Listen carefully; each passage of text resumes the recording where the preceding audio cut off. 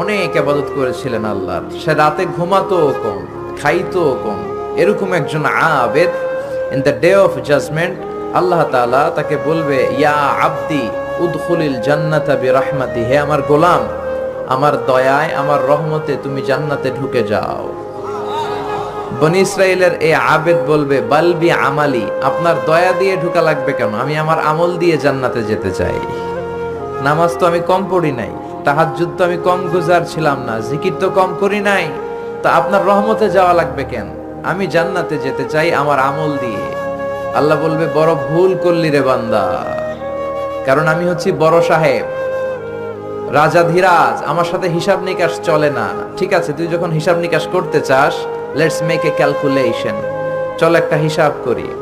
তোর সারা জীবনের ইবাদতগুলো, আমলগুলো একটা দাঁড়িপাল্লায় রেখে দে, আর আমি যে দয়া করে মায়া করে তোকে একটা চোখ দিয়েছি, এই চোখটা আরেক পাল্লায় রেখে দে। এরপরে ওজন দেওয়ার পর দেখা যাবে মুহূর্তের মধ্যে চোখের পাল্লাটা ভারী হয়ে যাবে।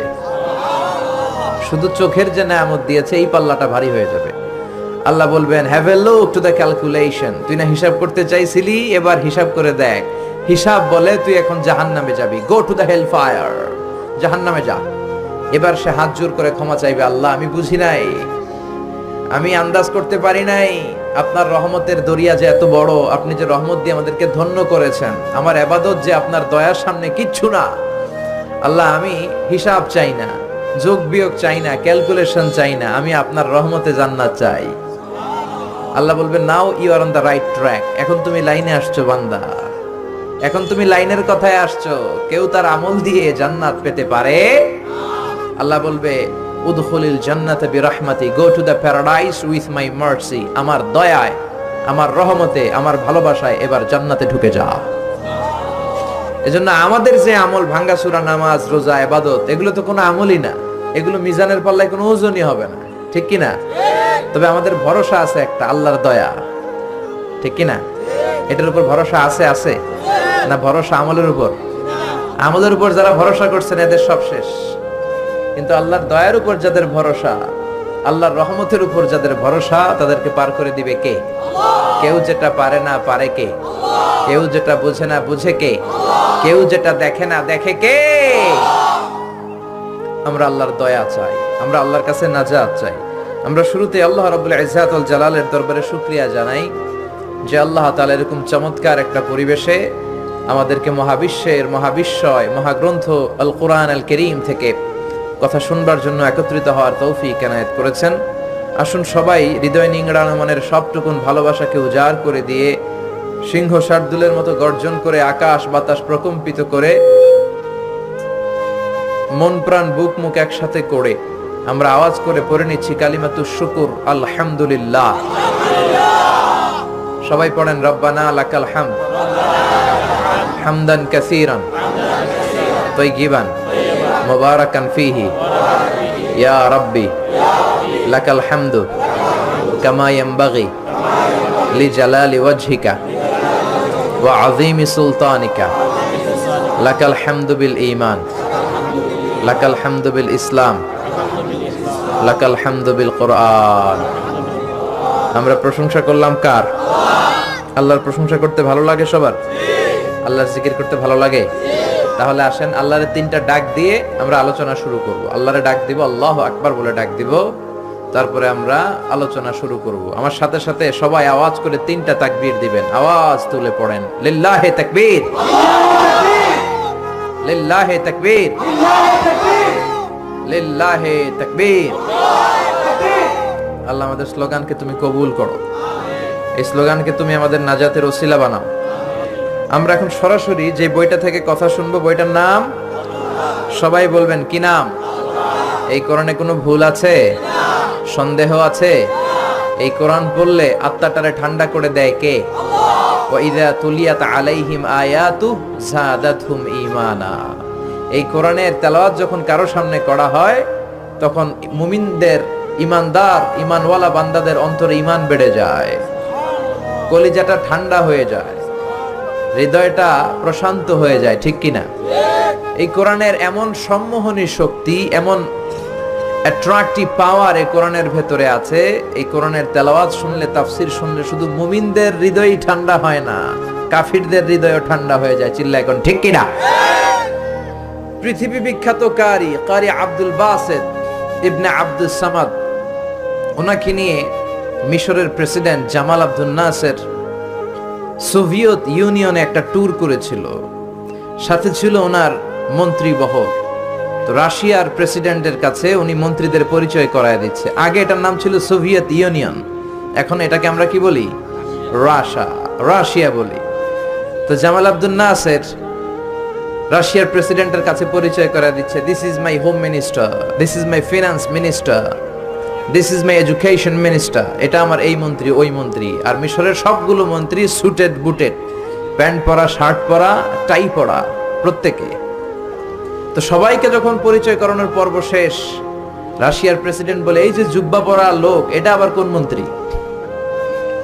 জামাল আব্দুল নাসের বলেন, না এটা কোনো মন্ত্রী না, এটা আমাদের কারি। এটা আমাদের কি? রাশিয়ার প্রেসিডেন্ট বলে, কারি আবার কি? তারা তো কারিটারি কি বুঝে না, ঠিক কিনা? তো তৎকালীন মিশরের প্রেসিডেন্ট জামাল আব্দুল নাসের বুঝিয়ে দিল, উনি হচ্ছে আমাদের ধর্মীয় কিতাবের আবৃত্তিকারক, রিসাইটার অফ আওয়ার হোলি বুক কোরআন। আমাদের বিভিন্ন প্রোগ্রামে, বড় বড় কনফারেন্সে, বড় বড় অনুষ্ঠানে তিনি আমাদের ধর্মীয় কিতাব আবৃত্তি করে শোনান। আর এটা শুনলে আমাদের অন্তর ঠান্ডা হয়ে যায়। তো রাশিয়ার প্রেসিডেন্ট বলে, আজকে রাতেও তো আমাদের একটা প্রোগ্রাম আছে, তবে এটা বেলি ড্যান্সের প্রোগ্রাম। কিসের প্রোগ্রাম? রূপবানে নাচে কোমর দুলাইয়ার প্রোগ্রাম। ডান্স হবে, ডান্স চলবে, আর আমরা মদ খাবো। তো এক কাজ করি, আপনি যেহেতু কারি নিয়ে আসছেন, আজকে আমাদের এই নৈশভোজের ডান্স আমরা বন্ধ করে দিলাম। এই ডান্সের পরিবর্তে আমরা কোরআনের তেলাওয়াত শুনবো, আপনাদের ধর্মীয় গ্রন্থের তেলাওয়াত শুনবো আর মদ খাবো। তেলাওয়াত শুনবো আর কি খাবো? কি মিলাইছে দেখছেন? তেলাওয়াত শুনবে আবার মদও খাবে। তো জামাল আব্দুল নাসের রাজি হলেন, ঠিক আছে আমি আমার কারি সাহেবকে রাজি করাবো। তো কারি আব্দুল বাসেত ইবনে আব্দুস সামাদ উনি রাজি হলেন, উনি তেলাওয়াত করবেন।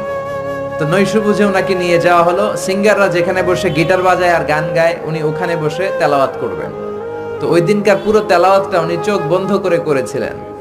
আর তেলাওয়াত শুরু করার আগে আল্লাহরে বলেছিলেন, আল্লাহ, এই লিডারগুলো সব ছিল কমিউনিস্ট লিডার। আল্লাহরে বলেছে, আল্লাহ, আমার গলায় যত সুর তুমি দিয়েছো, সব সুর উজাড় করে আমি তেলাওয়াত করব। তুমি কোরআনের এই পাওয়ারটা, এই রিদমটা, এই আকর্ষণটা এই কমিউনিস্ট লিডারদের অন্তরের ভিতরে তুমি ঢুকিয়ে দিও। তো সবার হাতে glass, whisky, red wine, alcohol, মদ। এখনই মদ খাওয়া শুরু করবে। কারি আব্দুল বাসিত ইবনে আব্দুস সামাদ তেলাওয়াত শুরু করলেন, আউযু বিল্লাহি মিনাশ শাইতানির রাজীম।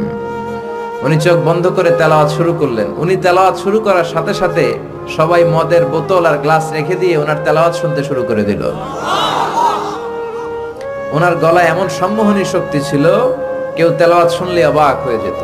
তারা মদও খায় না, মদের বোতলের দিকে তাকায়ও না, মদের গ্লাসও হাতে নেয় না, শুধু আব্দুল বাসেদের দিকে তাকিয়ে আছে। তেলাওয়াত শুনতে শুনতে মনের অজান্তে ওদের চোখ দিয়ে পানি নামতে শুরু করলো, কাঁদতে শুরু করেছে। দীর্ঘ লম্বা সময় কারি আব্দুল বাসিত ইবনে আব্দুস সামাদ ওনার গলায় যত সুর ছিল, সব সুরের ঝংকার উজাড় করে উনি তেলাওয়াত করলেন। আর কমিউনিস্ট লিডাররা মনের অজান্তে প্রাণ ভরে কাঁদলো। তেলাওয়াত শেষ। এবার মিশরের প্রেসিডেন্ট জামাল আব্দুল নাসের রাশিয়ার প্রেসিডেন্ট এবং কমিউনিস্ট লিডারদেরকে জিজ্ঞেস করলো, আপনারা কাঁদলেন কেন? আপনারা কি আমাদের কারি সাহেবের তেলাওয়াতের অর্থ বুঝতে পেরেছেন? তারা বলেন, না, we didn't understand a single word he recited in front of us. আমাদের সামনে যে তেলাওয়াত হয়েছে এর একটা শব্দও বুঝি নাই। তো কাঁদলেন কেন? তারা বলে, জানি না, তেলাওয়াতটা শোনার সাথে সাথে আমাদের হৃদয়টা ঠান্ডা হয়ে গেল। এত সুন্দর আবৃত্তি আমরা জীবনে শুনি নাই। আমাদের হৃদয়ে আসলে অনেক জ্বালা, অনেক যন্ত্রণা, অনেক দুঃখ, কষ্ট, এগুলোকে ভুলে থাকার জন্য আমরা রাত্রিবেলা বেলি ড্যান্স দেখি আর মদ খাই। তো এরকম কারি যদি আমাদের দেশে থাকতো, আমরা বেলি ড্যান্স বাদ দিয়ে প্রতিদিন রাতে কোরআনের তেলাওয়াত শুনতাম। সুবহানাল্লাহ কইতে পারলেন না? ওই কোরআন আজও আমাদের সামনে আছে না নাই? এই কোরআনে কোনো ভুল নাই, কোনো সন্দেহ নাই। এই কোরআন শুধু মুমিনদের হৃদয়কে বিগলিত করে না, কাফিরদের হৃদয়কেও বিগলিত করে দেয়। চিল্লায় বলেন ঠিক কি না? গোটা বিশ্বের সবাই মিলেও যদি এরকম আর একটা কার্বন কপি মানুষকে উপহার দিতে যায়, বিশ্ববাসী ব্যর্থ হবে। কোরআনের মতো দ্বিতীয় কোনো বই তৈরি করা সম্ভব না, চিল্লা এখন ঠিক কিনা? জাকির নায়েকের উস্তাজ আহমদ দিদাত, ওনার গুরু একটা বই লিখেছেন, the ultimate miracle of the holy Quran. ওই বইয়ের ভেতরে উনি উল্লেখ করেছেন যে আমেরিকাতে সবচেয়ে পাওয়ারফুল যে কম্পিউটার ওদের মিলিটারি বেসে ইউজ হয়, ওটার নাম হচ্ছে ক্রে-1 সুপার কম্পিউটার। আমেরিকার সেনাবাহিনীতে যারা চান্স পায় তাদের ম্যাথমেটিক্যাল ক্যালকুলেশন করার জন্য তারা এই ক্রে-1 সুপার কম্পিউটার ইউজ করে, পৃথিবীর সবচেয়ে পাওয়ারফুল কম্পিউটার। তো এই ক্রে-1 সুপার কম্পিউটারের মাইক্রোচিপসের ভেতরে কোরআনের তথ্য উপাত্তগুলো দিয়ে, যে ১৫০০ বছর আগে যখন গোটা বিশ্বে কোনো ইনফরমেশন টেকনোলজি ছিল না, এমন সময়ে কোরআন এত এত সায়েন্টিফিক ইন্ডিকেশনস নিয়ে প্রেডিক্ট করেছে, এই বিষয়গুলোকে কম্পিউটারের মাইক্রোচিপসে ঢুকিয়ে আমেরিকার সায়েন্টিস্টরা কমান্ড করেছে ক্রে-1 সুপার কম্পিউটারের মাইক্রোচিপসে যে is it possible to create a book like Quran. এত তথ্য সমৃদ্ধ যেই বইটা ১৫০০ বছর আগে মহাবিশ্ব হাতে পেয়েছে, এরকম আরেকটা বই বর্তমান সময়ে তৈরি করা কি সম্ভব? কিন্তু ক্রে-1 সুপার কম্পিউটার অ্যানালাইসিস করে উত্তর দিয়েছে ইয়েস, ইটস পসিবল, এটা সম্ভব, but you need to spend more than 63 octillion years. সম্ভব, তবে পৃথিবীর সব মানুষগুলোর 63 অক্ট্রিলিয়ন বছর চেষ্টা করতে হবে, এফোর্ট দিতে হবে, তাহলে মেবি পারহ্যাপস সম্ভবত কোরআনের মতো আরেকটা বই বানানো যেতে পারে। শুনে বিজ্ঞানীরা মহা খুশি, আরে এতদিন শুনছি কোরআন একটা অজেয় কিতাব, এটাকে জয় করা যায় না, এর মতো আরেকটা বানানো যায় না।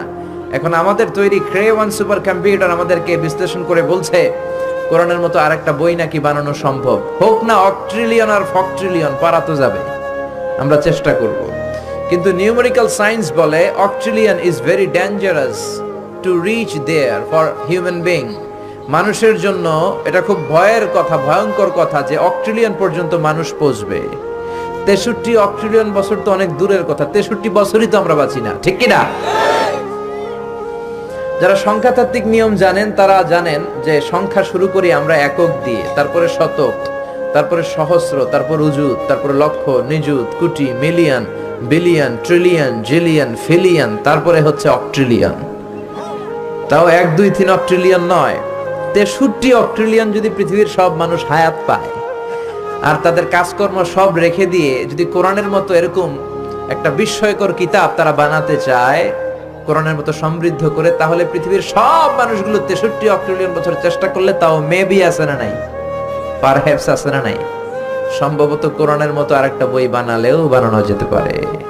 কিন্তু সর্বশেষ লজিক্যাল আর্গুমেন্টের দিকে তাকিয়ে কম্পিউটারের সর্বশেষ অ্যানালাইসিস হচ্ছে actually it's quite impossible to create a book like Quran. আসলে পৃথিবীর মানুষের জন্য এই কোরআনের মতো আরেকটা বই বানানো অসম্ভব, চিল্লা এখন ঠিক কিনা? কারণ পৃথিবীর সবগুলো মানুষের 63 অক্ট্রিলিয়ন বছর বাঁচাও সম্ভব না, আর কোরআনের মতো আরেকটা বই বানানো সম্ভব।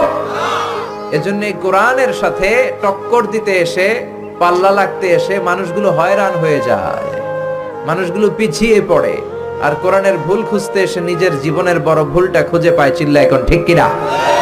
এজন্য এই কিতাব পেয়ে আমরা খুশি না বেজার? এই কিতাবের আহকামগুলো মানতে রাজি আছেন? এই কিতাবের পক্ষে যারা, আমরাও তাদের পক্ষে, যেরকম ঠিক কিনা? আর এই কিতাবের বিপক্ষে যারা, আমরাও তাদের বিপক্ষে, চিল্লায় বলেন ঠিক কিনা?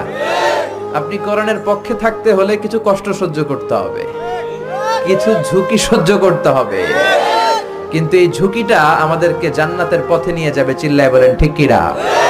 কারণ দুঃখ কষ্ট আসলে আমাদেরকে আল্লাহ কষ্ট দেওয়ার জন্য দেয় না, আমাদের কোমরটারে সোজা করার জন্য দেয়, চিল্লায় বলেন ঠিক কিনা?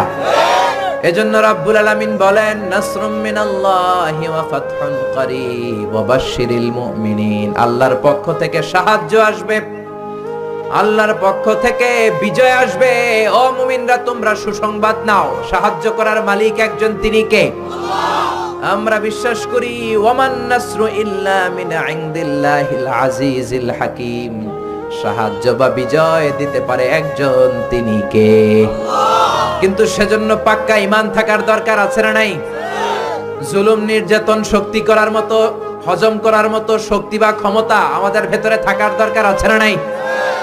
আযাব আর গজব যত বেশি হবে, বিজয়ের পতাকা তত তাড়াতাড়ি উড়বে, ঠিক কি না? অন্ধকার যত বেশি হয়, ঘুটঘুটে অন্ধকার যখন রাত হবে, সকাল হওয়ার সময়টা নিকটবর্তী হতে থাকে। একজন গর্ভবতী মায়ের প্রসব বেদনা যখন খুব বেশি বাড়তে থাকে, নতুন মেহমান আসার সময় ঘনাতে থাকে। চিল্লা এখন ঠিক কিনা? আযাব, গজব, জুলুম, নির্যাতন, অত্যাচার, জেল, জরিমানা, ফাঁসি যখন বাড়তে থাকে, কালেমার পতাকা পতপত করে উড়ার সময় নিকটবর্তী হতে থাকে। চিল্লা এখন ঠিক কিনা? কোন জমিনে যদি কারো উপরে জুলুম করা হয়, রব্বুল আলামিন ওই জমিনের মালিকানা ওই মাজলুমদের হাতে দিয়ে দেয়। কোন জমিনে যদি কারো রক্ত ঝরে, জমিনটা আল্লাহ তাদেরকে দেয়। আর যারা রক্ত ঝরায়, জুলুম করে, তারা পালাবার জায়গাটাও পায় না। ইতিহাস এটার প্রমাণ আমাদের কাছে দিয়ে দিয়েছে। ফেরাউন পালাবার জায়গাটাও পায় নাই, নমরুদ পালানোর জায়গাও পায় নাই। বনি ইসরাইলের হাতে পুরো মিশরের দায় দায়িত্ব দিয়ে দিয়েছে কে? আল্লাহ। পৃথিবীতে কেউ তো স্থায়ী হয় না, হোক না সে ফেরাউন কিবা নমরুদ। কেউ ভাবে চিরদিন রয় না, কেউ ভাবে চিরকাল রয় না। পৃথিবীতে কেউ তো স্থায়ী হয় না, হোক না সে ফেরাউন কিবা নমরুদ। কেউ ভাবে চিরদিন রয় না, কেউ ভাবে চিরকাল রয় না। জোরে বলেন ঠিক কিনা? এক রাতের ব্যবধানে পট পরিবর্তন করে দিতে পারে কে? এজন্য রব্বুল আলামিন বলেন, নাসরুম মিনাল্লাহি ওয়া ফাতহুন করিব। সাহায্য আল্লাহর পক্ষ থেকে, বিজয় নিকটবর্তী। কিন্তু পাক্কা ঈমানদার হওয়ার দরকার আছে না নাই? কোরআনের পথে থাকার দরকার আছে না নাই? জেল জরিমানা হজম করার দরকার আছে না নাই? এই কোরআনের পথে যতই বিপদ আসুক, যতই ঝুঁকি আসুক, যতই হুমকি ধমকি আসুক, এই কোরআনের পথ আমরা ছাড়তে রাজি না। চিল্লা এখন ঠিক কিনা? এই কোরআনের জন্য আমরা জীবন বাজি রাখতে পারি। রাজি আছে মুসলমান? কারা কারা রাজি? দুই হাত উঁচু করে আল্লাহর দেখাও।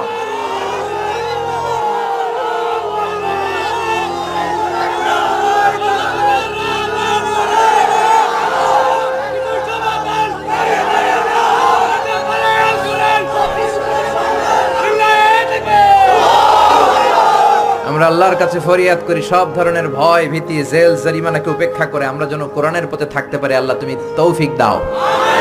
আমাদের এই ইচ্ছাটাকে তুমি আরো মজবুত করে দাও, জান্নাতি হওয়ার উপযোগী করে দাও। আর জোরে পড়ে আমিন। আমি আমার খুতবার শুরুতে সূরাতু বনী ইসরাইল থেকে একটা আয়াত তেলাওয়াত করেছি। এই আয়াতের আলোকে এই চমৎকার সন্ধ্যায় আপনাদের সামনে কিছু কথা উপস্থাপন করার চেষ্টা করব। যদি আল্লাহ তাআলা তৌফিক দেয় আমরা পড়ি ইনশাআল্লাহ। আমি আপনাদের খেদমতে সূরাতু বনী ইসরাইলের 24 নম্বর আয়াত তেলাওয়াত করেছি। এই 24 নম্বর আয়াতের আলোকে আপনাদের সামনে কিছু কথা বলবো। আল্লাহ তাআলা এই আয়াতে ওনার স্পেশাল দুইটা ফয়সালার কথা জানিয়ে দিয়েছেন। কয়টা? চিল্লায় বলেন না। এই ফয়সালাগুলোর কোনোদিন পরিবর্তন হবে না, আনচেঞ্জেবল ডিসিশন। অনর ফয়সালা দুইটা। কয়টা? রব্বুল আলামিন বলেন, وَقَضَى رَبُّكَ أَلَّا تَعْبُدُوا إِلَّا إِيَّاهُ وَبِالْوَالِدَيْنِ إِحْسَانًا। আমি আল্লাহর স্পেশাল দুইটা ফয়সালা, আমি আল্লাহর বিশেষ দুইটা ডিসিশন, এগুলো অনর ডিসিশন, এগুলোর নড়চড় হবে না। কথাটা কার? প্রথম ডিসিশন হলো আল্লাহ তা'বুদু ইল্লা ইয়্যাহ, শুধুমাত্র কেবলমাত্র একমাত্র আল্লাহর জন্য হবে ইবাদত, আল্লাহ ছাড়া কারো ইবাদত করা যাবে না। ঠিক কি না?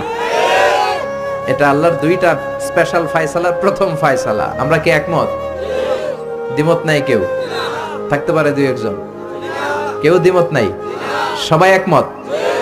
আল্লাহ বললেন আল্লাহ তা'বুদু ইল্লা ইয়্যাহ, আমার স্পেশাল ফয়সালা দুইটা ফয়সালা, অনর ফয়সালা। এই ফয়সালাগুলোর কোনো নড়চড় হবে না।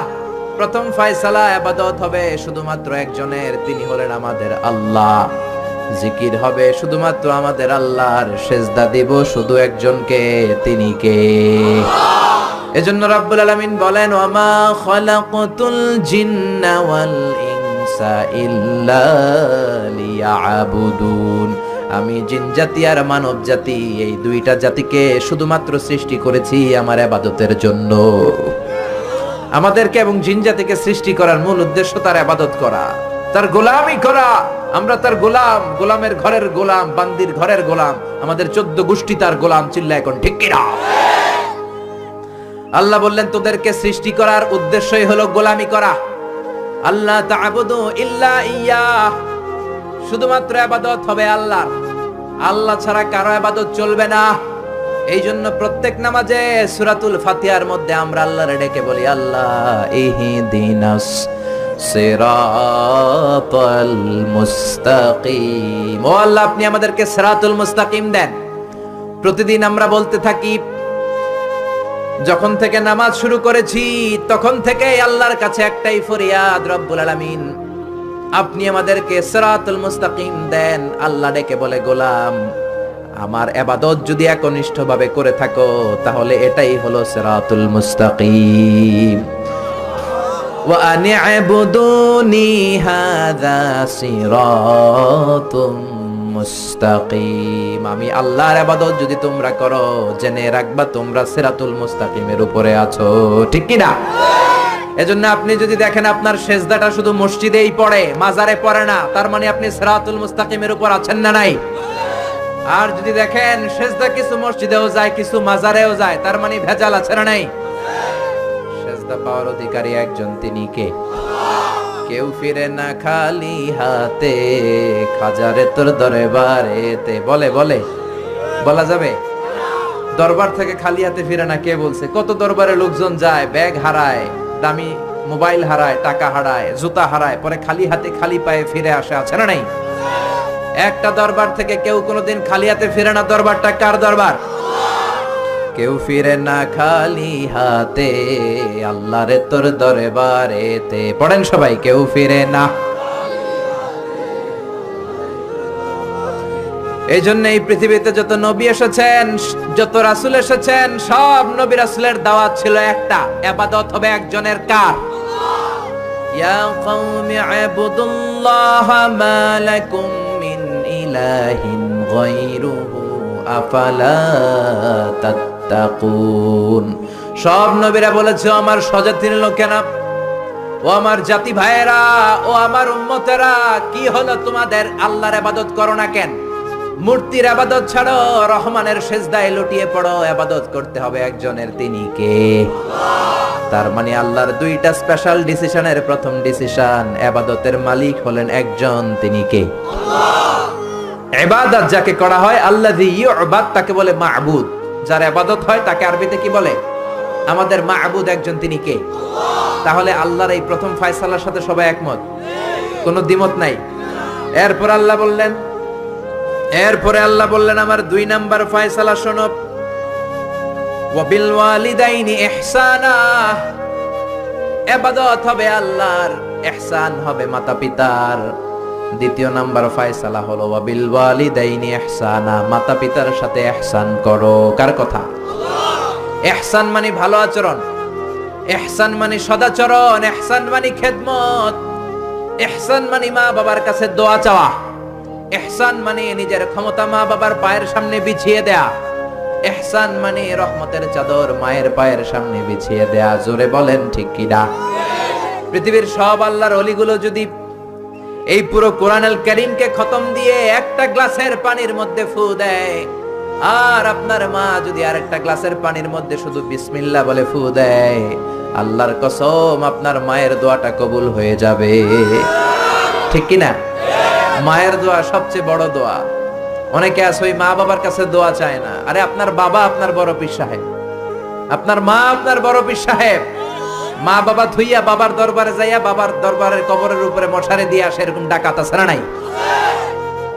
যে লোকটা মাজারে মশারি দেয়, দেখবেন ওর বাপেরে মশায় কামড়ায়, ওর মারে মশায় খায়, আছে না নাই?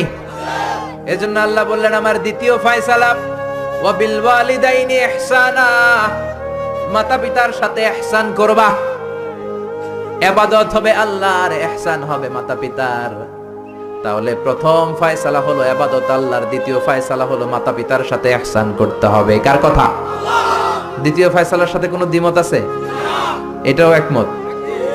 আল্লাহর ইবাদত করা কি ফরজ না নফল? আল্লাহর ইবাদত যেমনি ফরজ, মাতা পিতার প্রতি ইহসান করা এটাও ফরজ, ঠিক কি না?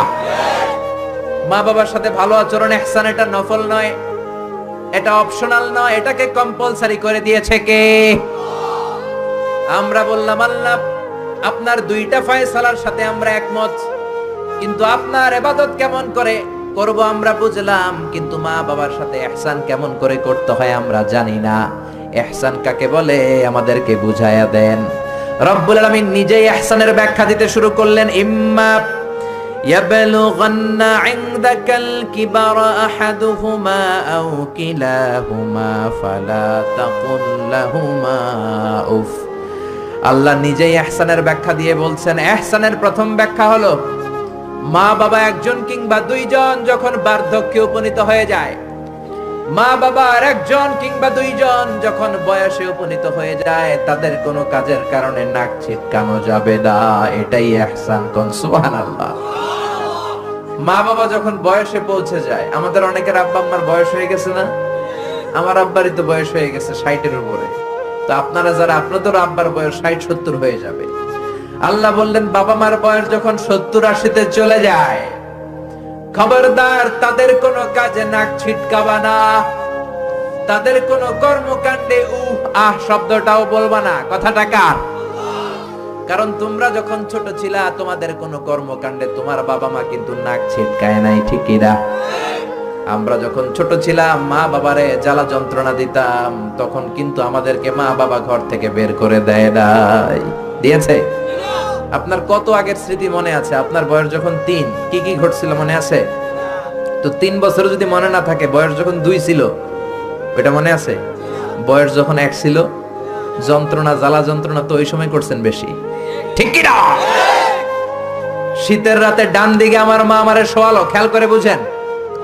মাঘ মাসের কনকনে প্রচন্ড শীত, পেশাব করে ডান দিকটা ভিজিয়ে দিয়েছি, মা আমারে ঘর থেকে বের করে দেয় নাই। আদর করে সোহাগ করে যত্ন করে আমার মামারে বাম দিকে রেখেছে, আবার বাম দিকে পেশাব করে ভিজিয়ে দিয়েছি, ঘর থেকে বের করে দেয় নাই। রাত 3টার দিকে আমার মা বাম দিক থেকে উঠিয়ে তার বুকের মধ্যে আমারে রেখেছে। রাত 3টার দিকে পেশাব করে আমার মায়ের বুকটা আমি 3টার দিকে ভিজিয়ে দিলাম। আমার মা তখন আমারে ঘর থেকে বের করে দেয় না, ইয়েতিমখানায় ফেলে আসে নাই, রাস্তায় ফেলে আসে নাই। রাত 3টার দিকে শাড়িটা চেঞ্জ করে, জামাটা চেঞ্জ করে আবার বুকে নিয়ে ঘুমাতে গিয়েছে, ঠিক কিনা? এজন্য আল্লাহ বুঝাতে চাইলেন ইহসান কারে বলে। শোনো শোনো, ওই বাবা মা যখন বয়স 70 হয়ে যাবে, ওই বাবা মার বয়স যখন 80 হয়ে যাবে, খবরদার খবরদার বাবা মার কোনো কাজে নাক ছিটকাবা না, উফ শব্দটাও করবা না। তোমরা যখন জ্বালাতন করেছো, বাবা মা তোমাদেরকে ঘর থেকে বের করে দেয় না, ইয়েতিমখানায় রেখে আসে নাই। এখন বয়সের কারণে বাবা মা যদি জ্বালাতন করে, বাবা আর মারে বৃদ্ধাশ্রমে রেখে এসো না, ঠিক কিনা? ছেলে আমার মস্ত মানুষ, মস্ত অফিসার, মস্ত ফ্ল্যাটে যায় না দেখা এ পারে ও পার, নানান রকম জিনিস আর আসবাব দামি দামি, সবচেয়ে কম দামি ছিলাম একে মাত্র আমি। ছেলের আবার আমার প্রতি অগাধ সম্ভ্রম, আমার ঠিকানা তাই বৃদ্ধাশ্রম, ঠিক কি না?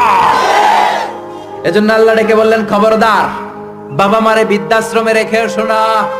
তোমাদের জ্বালা যন্ত্রণা বাবা মা সহ্য করেছে, তোমারে ঘর থেকে বের করে দেয় না, ইয়েতিমখানায় রেখে আসে নাই।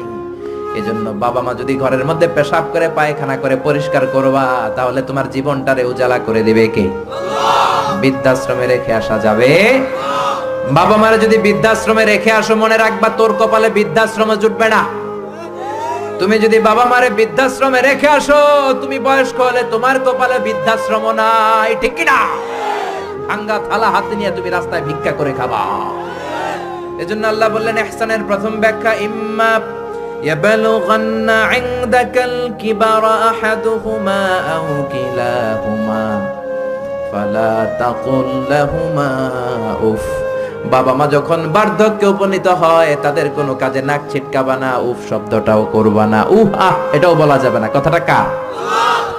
ইহসানের 2 নাম্বার ব্যাখ্যা, ওয়ালা তানহারহুমা, আব্বা আম্মারে ধমক দিও না। কিছু ডাকা আইতাছে, মায়েরে ধমক দেয়, মায়েরে ডাকে বুড়া, বাবারে ডাকে বুড়া, মায়েরে ডাকে বুড়ি, আছে না নাই? কেমন করে মা বাবারে তুমি বুড়া বুড়ি ডাকো? তারা তো বুড়া বুড়ি হয়েছে তোমার কারণে, তোমারে মানুষ করতে যে তারা তাদের জীবন যৌবন সব হারিয়েছে, তোমার লেখাপড়া করাতে যে তারা তাদের জমিন হারিয়েছে, তোমাকে বিদেশ পাঠাতে যে তারা তাদের ভিটে মাটি হারা হয়েছে। কিছু লোক আছে এলাকার সবার সাথে খুব মিষ্টি আলাপ, বন্ধু বান্ধবের সাথে খুবই ভদ্রতা, কিন্তু ঘরে ঢুকলেই মায়ের সাথে ঝিড়কি দিয়ে কথা বলে, ধমক দিয়ে কথা বলে, এরকম বেয়াদব আছে না নাই? আল্লাহ বললেন ওয়ালা তানহারহুমা, ধমক দিও না, তোমার সব আমলগুলো বাতিল করে দিবে কে? ওয়ালা তানহারহুমা ওয়া কুল লাহুমা কওলান কারীমা, বরং বাবা মার সাথে কোমল আচরণ করো। যত ভদ্রতা তুমি জানো, যত নম্রতা তুমি শিখেছো, যত কার্টিসি তুমি জানো, সব কার্টিসি বাবা মার সাথে মেইনটেইন করবা। যত সফটলি কথা বলা যায়, যত কোমল ভাবে কথা বলা যায়, যত মোলায়েম ভাষায় কথা বলা যায়, বলতে হবে কার সাথে? জোরে বলেন রাজি আছেন তো? রাজি আছেন? এরপর আল্লাহ বললেন ওয়াখফিদ লাহুমা জানাহায যুল্লি মিনার রাহমাতি ওয়া কুর রাব্বিরহামহুমা কামা রাব্বায়ানি সাগীরা। ওয়াখফিদ লাহুমা জানাহায যুল্লি মিনার রাহমা, বাবা মার জন্য রহমতের চাদর বিছিয়ে দাও। তোমার যত সম্পদ আছে মা বাবার পায়ের সামনে বিলিয়ে দাও, তোমার জীবনে বরকত দিবে কে? এজন্য প্রথম বেতন পেলে টাকাটা দিবেন মায়ের হাতে, গিফট কিনলে আগে দিবেন মাকে, বউরে দিবেন না ওটা বলতেছে না, বউরে তো দিবেনই, কিন্তু আগে মায়ের হাতে কিছু দিবেন, তাহলে আপনার ইনকামে বরকত দিবে কে? আর বাবা মা একজন কিংবা দুইজন যদি দুনিয়া থেকে বিদায় নেয়, বাবা মার কবরের সামনে দাঁড়িয়ে চোখের পানি ছেড়ে তোমরা পড়ো রব্বিরহামহুমা কামা রাব্বায়ানি সাগীরা ওয়া কুর রাব্বিরহামহুমা কামা রাব্বায়ানি সাগীরা। কবরের সামনে দাঁড়িয়ে আল্লাহরে বলেন, আল্লাহ বাবা মা ছোটবেলা যেমনি আমাদেরকে আদর দিয়ে, সোহাগ দিয়ে, ভালোবাসা দিয়ে আগলে নিয়েছে, আমার বাবা মা ইন্তেকাল করার কারণে তোমার কাছে যাওয়ার পরে তুমিও আদর আর ভালোবাসা দিয়ে আমার বাবা মাকে কাছে টেনে নিও। পড়ে না আমিন? আর জোরে পড়ে না আমিন? এজন্য আল্লাহর ফয়সালা দুইটা। জোরে বলেন কয়টা? সবাই বলেন। ঘুম আসছে তো জিমাই পড়েন কেন? ফয়সালা কয়টা? এক নাম্বার ফয়সালা ইবাদত হবে একজনের, তিনি কে? দুই নম্বরে খেদমত করতে হবে কার? বিশ্বনবী বললেন এই পৃথিবীতে যত ভালো আমল আছে তার মধ্যে শ্রেষ্ঠ ভালো আমল হচ্ছে মা বাবার খেদমত, বিররুল ওয়ালিদাইন। এক সাহাবী বললেন আইয়ুল আমালি আফদাল ইয়া রাসূলুল্লাহ, ও নবী সবচেয়ে ভালো আমল কোনটা? বিশ্বনবী বললেন সবচেয়ে ভালো আমল তিনটা। জোরে কোন কয়টা? এক নম্বরে as-সালাতু ফি ওয়াক্তিহা, সময় মতো নামাজ, যেখানে আজান হবে ওই জায়গায় নামাজ পড়ার দরকার আছে না নাই? সালাতে কায়েম করো, সালাতে কায়েম করো, হবে সম্মানী তুমি, হবে জান্নাতি তুমি, হবে সম্মানী তুমি, হবে জান্নাতি তুমি, দিবে কাল হাসরে শীতল ছায়া আরশে আজিম, রব্বিয়াল আলা রব্বিয়াল আযীম। ঠিক কি না? এক নাম্বার ভালো আমল হচ্ছে সময় মতো নামাজ। দুই নাম্বার সবচেয়ে ভালো আমল হলো বিররুল ওয়ালিদাইন, মাতা পিতার খেদমত করা। তিন নম্বরে সবচাইতে ভালো আমল হলো আল জিহাদ ফি সাবিলিল্লাহ, আল্লাহর রাস্তায় জিহাদ করা। সুবহানাল্লাহ। তার মানে এই পৃথিবীর সবচাইতে তিনটা ভালো আমলের মধ্যে মা বাবার সাথে খেদমত করাটা আছে না নাই? এই পৃথিবীর সবচেয়ে ভালো আমল যে তিনটা, এর মধ্যে মা বাবার খেদমত করাটাও আছে। ঠিক কি না? আর এক হাদিসে বিশ্বনবী বললেন মা বাবার খেদমত করা জিহাদের চেয়ে বেশি সওয়াবওয়ালা। এক সাহাবী আসলেন, জা রাজুলুন ইলা রাসূলিল্লাহ ইয়াস্তাযিনুহুল জিহাদ, এসে বললেন ও নবী জিহাদে যেতে চাই, জিহাদে যাওয়ার অনুমতি দেন। বিশ্বনবী বললেন ও সাহাবী ঘরে আব্বা আম্মা আছে নাকি? সাহাবী বললেন আছে। বিশ্বনবী বললেন ফাফিহিমা ফাজাহিদ, ঘরে যাও বাবা মার খেদমত করো, বাবা মার খেদমত করলে ঘরে বসেই জিহাদের সওয়াব পাবা। বাবা মার খেদমত করলে ঘরে বসেই জিহাদের সওয়াব পাওয়া যায়। চিল্লায় পড়েন আল্লাহু আকবার। এজন্য বাবা মা খুশি হলে আরশের মালিক খুশি, বাবা মা নারাজ তো আরশের মালিক নারাজ। এজন্য বিশ্বনবী বলতেন রেদার রাব্বি ফি রেদাল ওয়ালিদ, বাবা মা যদি খুশি হয় আল্লাহ খুশি হয়। ওয়া সাখাতুর রাব্বি ফি সাখাতিল ওয়ালিদ, বাবা মা যদি নাখোশ হয়ে যায় আরশের মালিক আল্লাহ নাখোশ হয়ে যায়। এজন্য বাবা মার কাছ থেকে দোয়া নেয়ার দরকার আছে না নাই? বিশ্বনবী বলতেন জান্নাতে দুইটা স্পেশাল দরজা আছে, একটা দরজার নাম আব্বা, আরেকটার নাম মানে আল আব, আরেকটা আল উম। এই দুইটা দরজা আমাদের ঘরে আছে না নাই?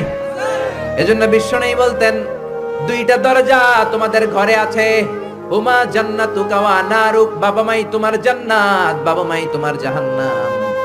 এজন্য বাবা মার সাথে কেমন আচরণ করবা তোমাদের decision, the decision is years. তুমি ডিসাইড করবা তুমি জান্নাতে যাবা না জাহান্নামে যাবা। আপনি কপালে যত সেজদা দেন, যত কপাল কালো বানান, যতগুলো হজ করে আল হজ টাইটেল লাগান, যত যাকাত দেন, যত আমল করেন, আপনার মা যদি আপনার উপর নাখোশ হয়ে আল্লাহর কাছে বদদোয়া দেয়, আপনার সব আমলগুলোরে বরবাদ করে দিবে কে? এজন্য বাবা মা যদি হিন্দু হয়, বাবা মা যদি নাস্তিক হয়, তারপরও মা বাবার দোয়ার দরকার আছে না নাই? বাংলাদেশে এরকম অনেক হিন্দু ফ্যামিলি আছে, ছেলে মুফাসসিরে কোরআনের তাফসীর শুই না, মুফাসসিরের হাতে হাত রেখে কালিমা পড়ে মুসলমান।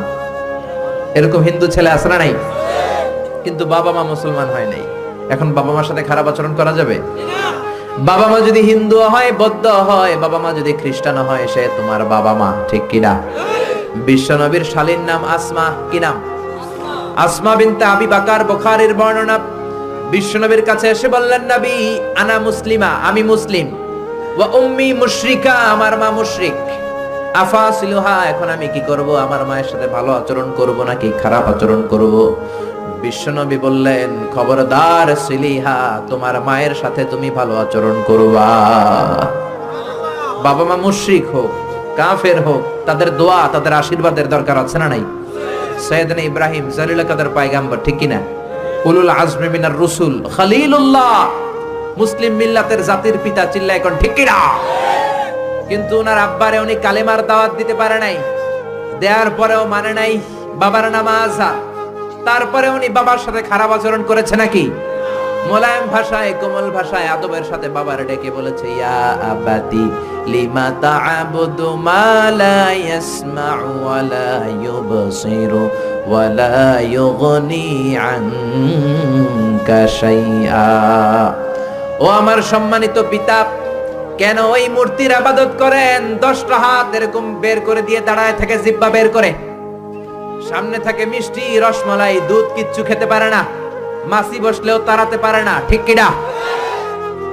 কেন এই মূর্তির পূজা করেন? কেন এই পুতুলের ইবাদত করেন? যে এই পুতুল কানে শোনে না, চোখে দেখে না, নিজের গায়ের মাছিটা নিজে তাড়াতে পারে? বাবারে আদর করে, যত্ন করে, সম্মান দিয়ে বুঝালেন, কিন্তু বাবার সাথে কি সাইয়েদনা ইব্রাহিম খারাপ আচরণ করেছে? জোরে বলেন, খারাপ আচরণ করেছে?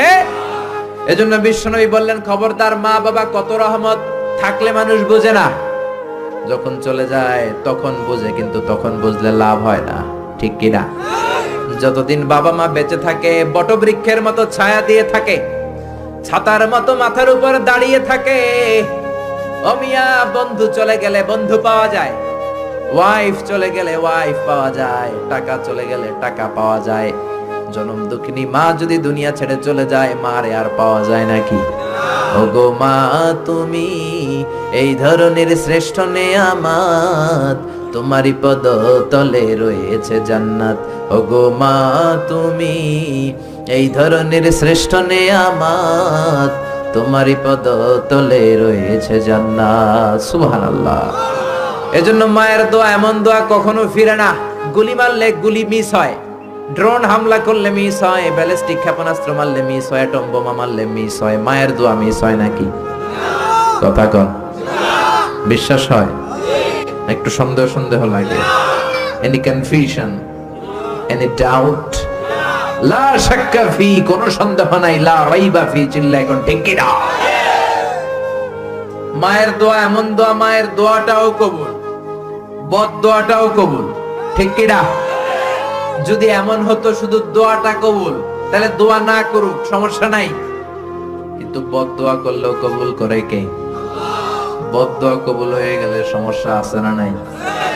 এজন্য মা বাবার সাথে ভালো আচরণ করব। বাবা মার ছেলে মেয়েদের দৃষ্টান্ত তরমুজ আর ছুরির মতো। মা বাবা হলো ছুরি, ছেলে মেয়ে তরমুজ। তরমুজ নিচে রেখে উপর থেকে ছুরি মারলে তরমুজ কেটে যায়, আবার ছুরি নিচে রেখে উপর থেকে তরমুজ ফেললেও তরমুজ কেটে যায়। উভয় অবস্থায় তরমুজের ক্ষতি হয়, ছুরির কিছু হয়। কথা বুঝতে পেরেছেন? এই জন্য যত বড় আল্লাহর ওলি আপনি হন না, মা বাবা বদদোয়া দিলে কিন্তু লেগে যাবে, ঠিক কি না? বনি ইসরায়েলের একজন আবেদ ছিল, নাম জুরাইজ। নাম কি? বুখারীর বর্ণনা, প্রামাণ্য বর্ণনা আপনাদেরকে শোনাচ্ছি। জুরাইজ সে একজন অনেক বড় আল্লাহর ওলি। তাহাজ্জুদের নামাজ পড়তো রাতে। তাহাজ্জুদের নামাজ ছাড়া আল্লাহর ওলি হওয়া যায়? কথা বলেন।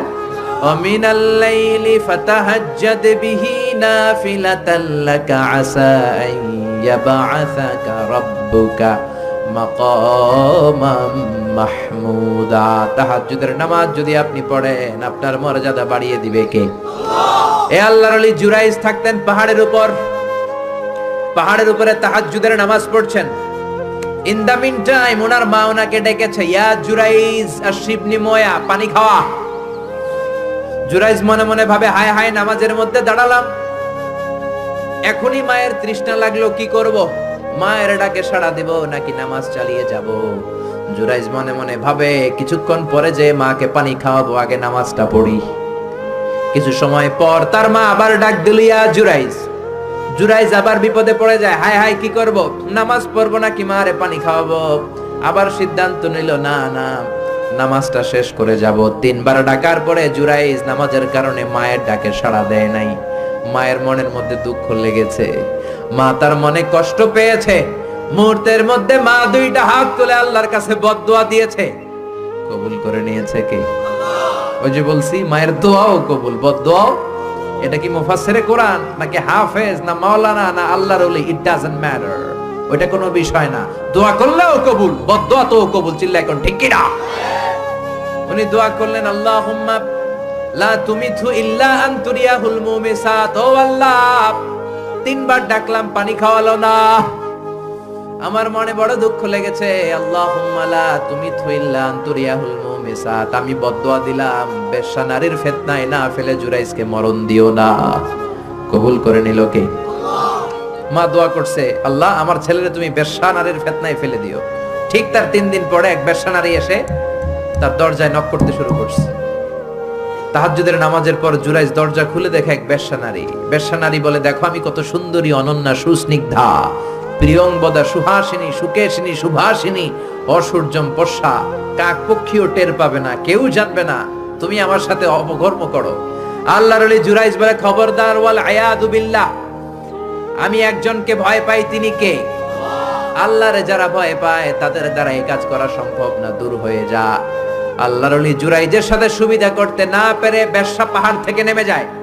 নেমে দেখে পাহাড়ের নিচে রাখাল শোয়া। রাখাল ঘুম থেকে উঠিয়ে বেশ্যা বলে, আমি কত সুন্দরী দেখো। রাখাল মনে মনে কয়, পাইছি তোরে।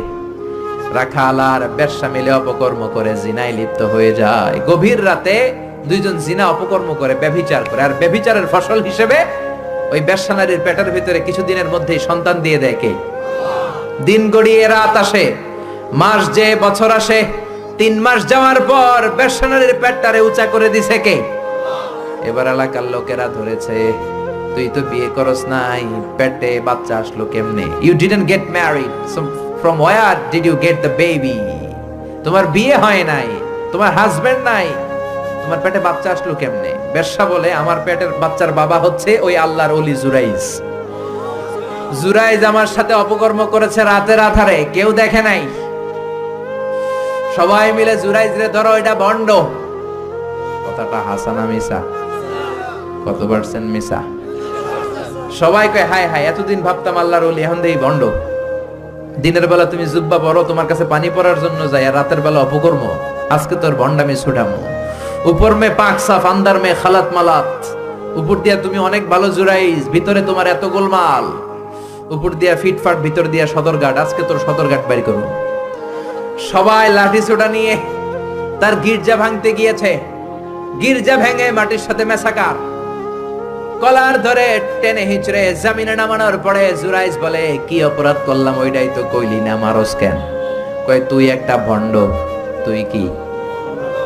জুরাইজ বলে, কি অপরাধ করেছি বলো? সবাই বলে তুমি আল্লাহর ওলি সেজে বসে আছো, জুব্বা পরে ভাব ধরেছো, রাতের আধারে অপকর্ম করেছো, এই বেশ্যা নারীকে তুমি গর্ভবতী করেছো, এই বেশ্যা নারীর পেটের ভেতরে যে সন্তান এইটার বাবা হইলি তুই। জুরাইজ কয়ে খাইছে, কি বিপদে বললাম, আমি তো চিনি নাই বেশ্যাকে। জুরাইজ বলল ঠিক আছে কি করবা? সবাইকে তোর ডেথ পেনাল্টি, মৃত্যুদণ্ড। কি দণ্ড? যুগে যুগে মৃত্যুদণ্ড আছে না নাই? মৃত্যুদণ্ড, এখনই তোমার শিরোচ্ছেদ করা হবে। জুরাইজ বলে ঠিক আছে, শিরোচ্ছেদ করবার সমস্যা নাই, শিরোচ্ছেদ করার আগে 2 রাকাত নামাজ পড়ার অনুমতি দাও। কয় রাকাত? আল্লাহর ওলি জুরাইজ চোখের পানি ছেড়ে 2 রাকাত নামাজ পড়ে আল্লাহর ডেকে বলে, আল্লাহ তুমি যদি এক হও, তুমি যদি কাদের হও, তুমি যদি সব ক্ষমতার মালিক হও, আজকে এই বেশ্যার পেটের বাচ্চাটার ইঙ্গিত করে একটা প্রশ্ন করব, তুমি পেটের বাচ্চার মুখের জবান খুলে দিবা। আল্লাহ পারে? এই ছোট্ট বাচ্চার জবান খুলে দিতে পারবে? এত ক্ষমতা আল্লাহর। হাজার হাজার মানুষ দাঁড়িয়ে আছে। 2 রাকাত নামাজের পর জুরাইজ বেশ্যারে ডেকে বলে, বেশ্যা দিকে আয়, তোর পেটের বাচ্চার বাবাকে। কয় আননে। জুরাইজ কয় সর্বনাশ। এবার বলে আরো কাছে আয়। কাছে আসার পরে বেশ্যার পেটের দিকে ইঙ্গিত করে পেটের বাচ্চারে ডেকে বলে, উলমান হুয়া আবুক, তোমার বাবাকে বলো। সবাই হাসে, সবাই কয় পেটের বাচ্চা, 3 মাসের বাচ্চা, এটা তো মানুষই হয় না, এটা এখন রক্ত মাংসে ছোট্ট একটা গোশতের টুকরো, এটা কথা বলবে কেমনে? জুরাইজ ডেকে বলল, পেটের বাচ্চা, তুমি যদি এক আল্লাহর আদেশে মায়ের পেটে এসে থাকো, তোমারে প্রশ্ন করব, তুমি উত্তর দাও। মান হুয়া Abu, who is your father? তোমার পিতাকে? হাজার হাজার মানুষকে তাজ্জব করে বেশ্যার পেটের ভেতর থেকে মানুষের মতো আওয়াজ আসতে শুরু করলো। পেটের ভেতর থেকে ছোট্ট বাচ্চা বলে, আনতাল আস্তাবি, আপনি আমার বাবা নন। ওই যে সিপাহি দাঁড়ায় আছে, আর রাই হুয়া আবি, ওই রাখাল হলো আমার বাবা। আল্লাহু আকবার। সবাই বলে, জুরাইজ তুমি তো ভণ্ড না, আসলে আল্লাহর ওলি, আমাদেরকে মাফ করে দাও, তোমার গির্জা আমরা স্বর্ণ দিয়ে বানায় দেব। জুরাইজ বলে, স্বর্ণ দিয়ে বানানোর দরকার নাই, মাটি দিয়ে বানায় দিলেই চলবে। ও মিয়া, এত বড় আল্লাহর ওলি, উনিও মায়ের বদদোয়া থেকে রেহাই পায় নাই। বুঝতে পেরেছেন? মায়ের বদদোয়ার কারণে অপদস্থ হওয়া লেগেছে। চিল্লায় বলেন ঠিক কি না? এজন্য কত বড় নেয়ামত যে আমাদের ঘরে আছে আমরা নিজেরা চিনি না। হাদিয়া দিবেন আগে আম্মারে দিবেন, বেতন পেলে আগে মায়ের হাতে দিবেন, বাবার হাতে দিবেন, আপনার জীবনটারে উজালা করে দিবে কে? কি রহমত, কি বরকত, কি নেয়ামত ঘরে রেখেছে আল্লাহ, আমরা চিনলাম না। ঠিক কি না? বিশ্বনবী মসজিদ নববীর প্রথম মিম্বারে পা রেখে আওয়াজ করে বললেন আমিন। দ্বিতীয় মিম্বারে পা রেখে আওয়াজ করে বললেন আমিন। তৃতীয় মিম্বারে পা রেখে আওয়াজ করে বললেন আমিন। সাহাবারা বললেন, ও নবী, 3 বার কেন আমিন বললেন বুঝি নাই। বিশ্বনবী বললেন, প্রথম মিম্বারে যখন পা রেখেছি, জিব্রাইল এসে বলেছে, রমজান পাওয়ার পরেও ইবাদত করে যে গুনাহ মাফ করতে পারে নাই, তার উপর আল্লাহর লানত। আমি বিশ্বনবী বলে দিয়েছি আমিন। দ্বিতীয় মিম্বারে পা রেখেছি, জিব্রাইল এসে বলেছে, আমি বিশ্বনবীর নাম শোনার পরেও যারা আমার উপরে দুরূদ পড়ে নাই, তাদের উপরে আল্লাহর লানত। আমি নবী বলে দিয়েছি আমিন। সবাই পড়েন সাল্লাল্লাহু আলাইহি ওয়াসাল্লাম। 3 নাম্বার মিম্বারে পা রাখার পরে জিব্রাইল এসে বলে, মা বাবা একজনকে কিংবা 2 জনকে বার্ধক্যে উপনীত পাওয়া অবস্থায়, বয়স্ক অবস্থায়, পাওয়া অবস্থায় মা বাবার খেদমত করে যারা জান্নাত কামাতে পারে নাই, তাদের উপর আল্লাহর লানত। আমি বলেছি আমিন।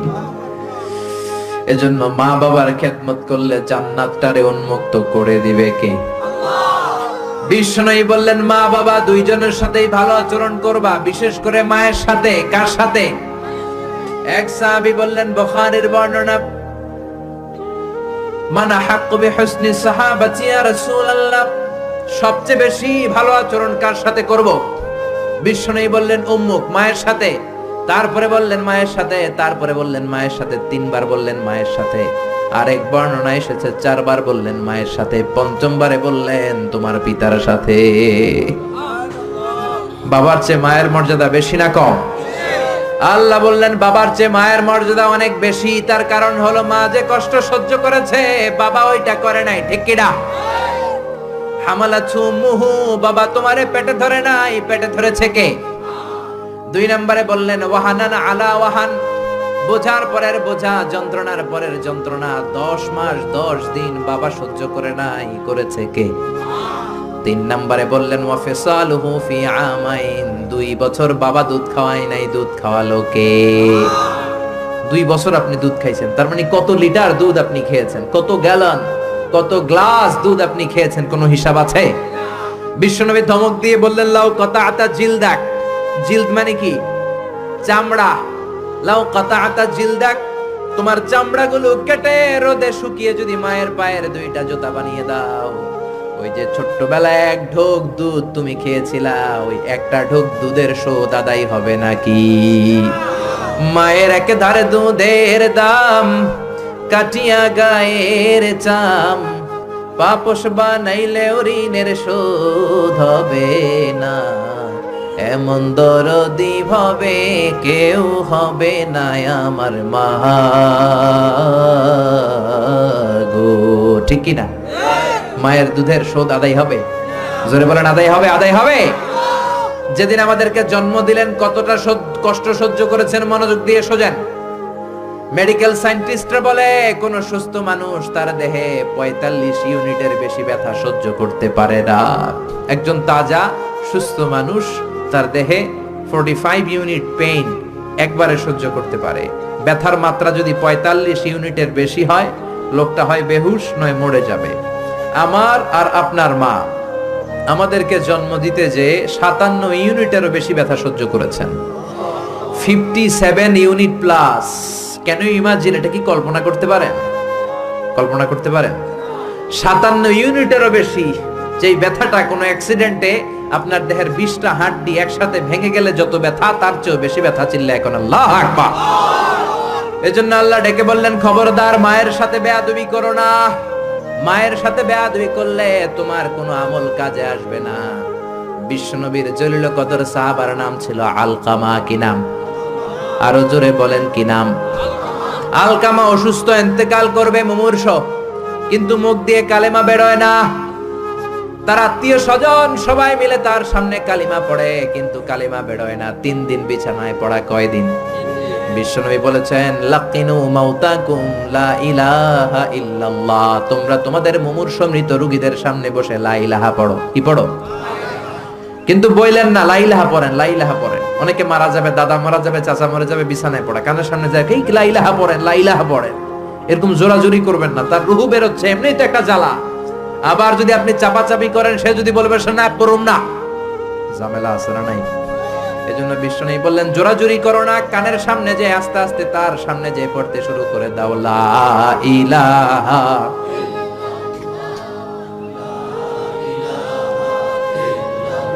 লা ইলাহা ইল্লাল্লাহু মুহাম্মাদুর রাসূলুল্লাহ। লাকিনু মাউতাকুম লা ইলাহা ইল্লাল্লাহ, তোমাদের মৃতদের সামনে যে, মুমূর্ষদের সামনে যে কালিমার তালকিন দাও।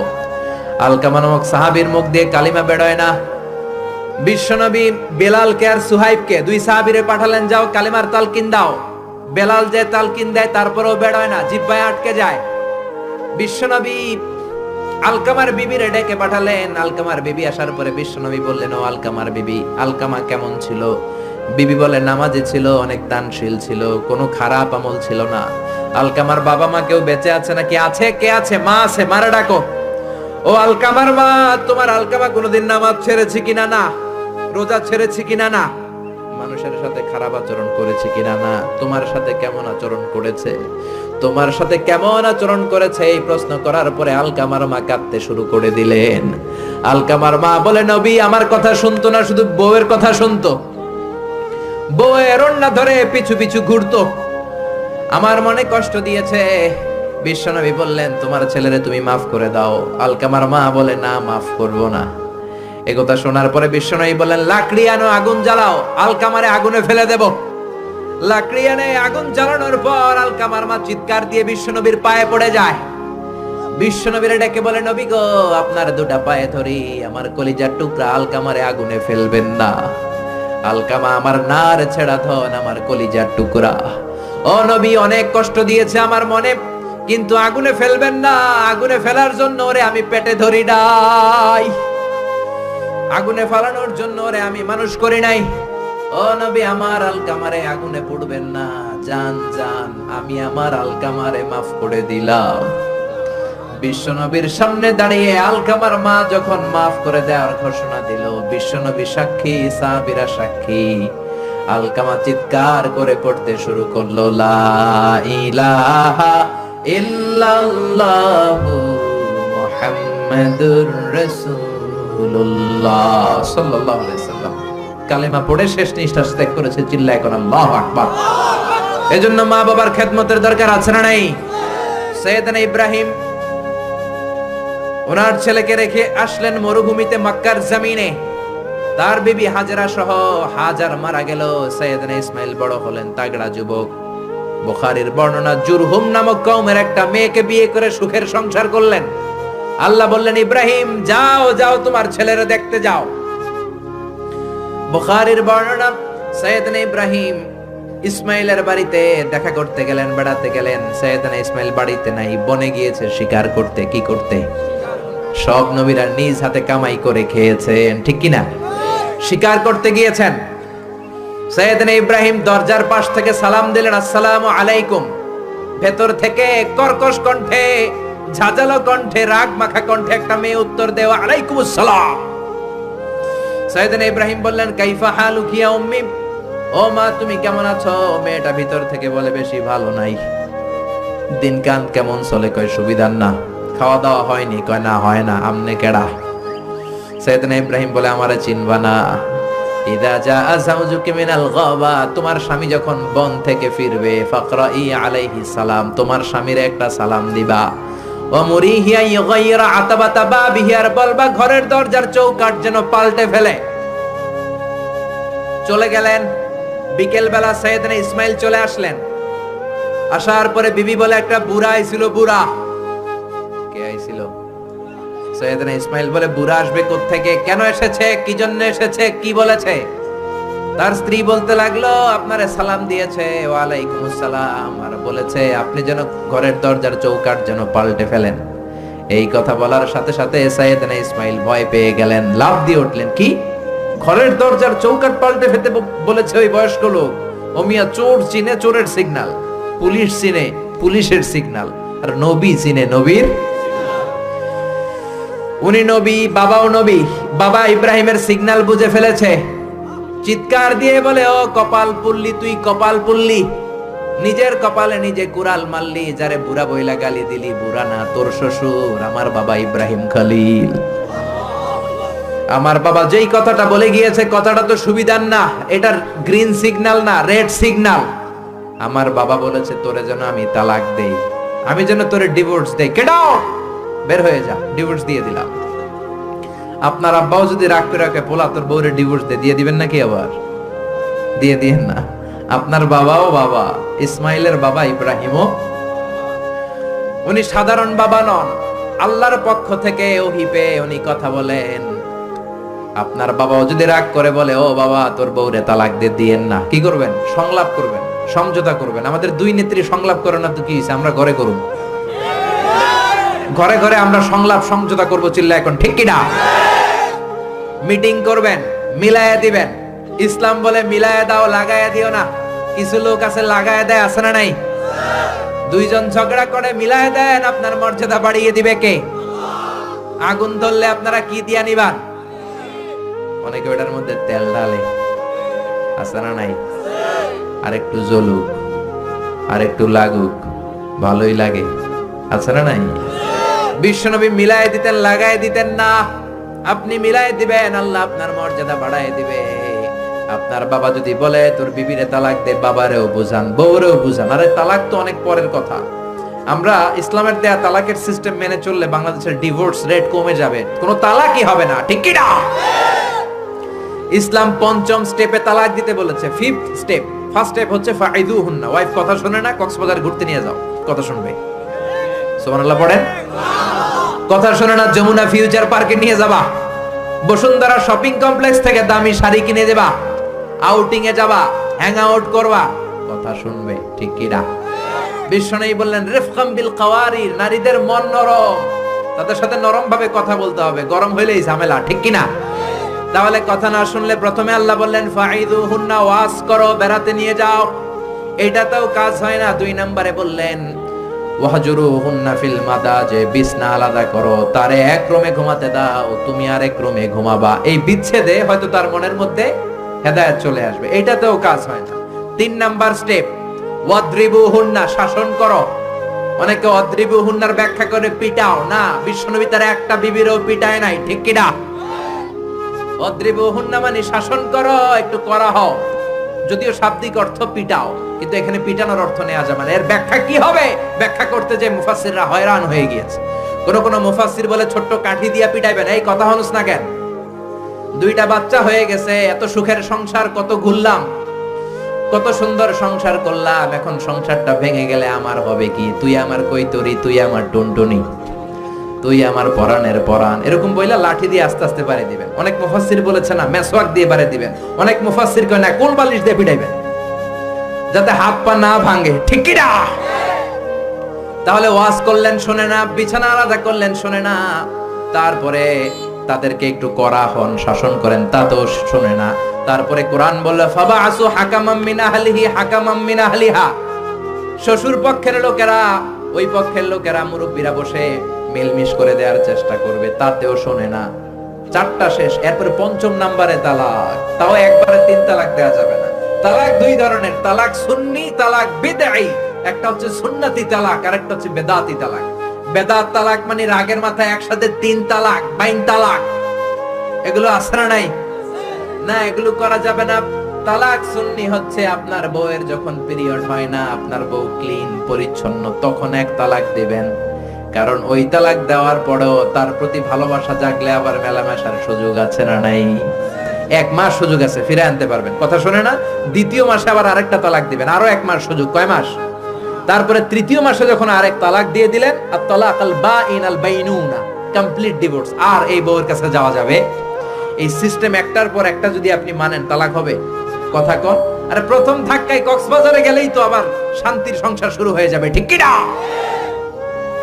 এজন্য ধাপে ধাপে ওমরে ফারুকের জামানায় এক লোক তার স্ত্রীকে 100 তালাক দিছে।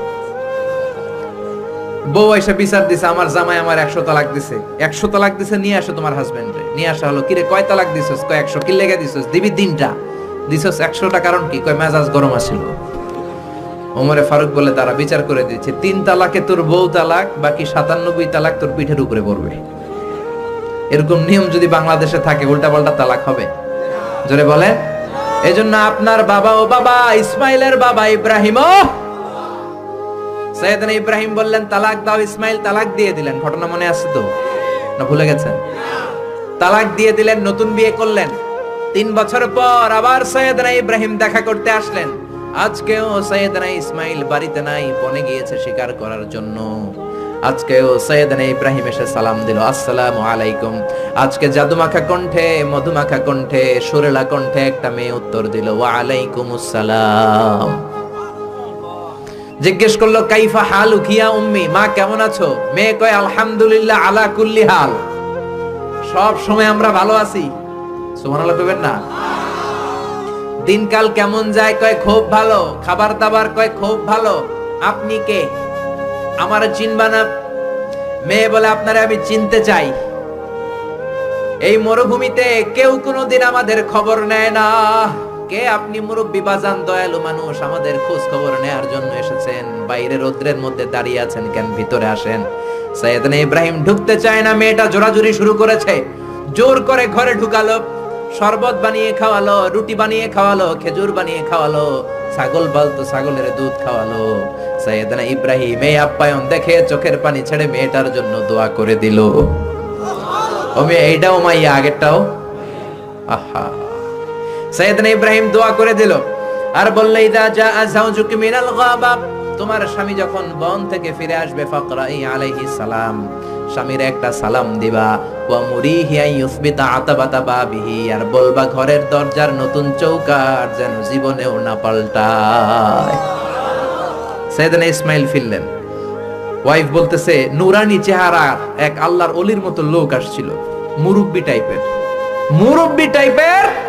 এইটা শুনে তো সাইয়েদনা ইসমাইল ভড়কে গিয়েছে, লাফ দিয়ে উঠছে, কি মুরব্বি, কারণ আগের একটা তিক্ত অভিজ্ঞতা আছে না নাই। চিৎকার দিয়ে বলে, তাড়াতাড়ি বল কেমন আচরণ করেছিলি বল। বিবি বলে, আপনি ভয় পাবেন না, অনেক ভালো আচরণ করেছি, আপ্যায়ন করেছি। উনিও আমার মাথায় হাত বুলিয়ে দোয়া করেছেন, আপনারে সালাম দিয়েছেন, আর বলেছেন ঘরের দরজার নতুন চৌকাঠটা যেন জীবনেও আপনি না পাল্টান।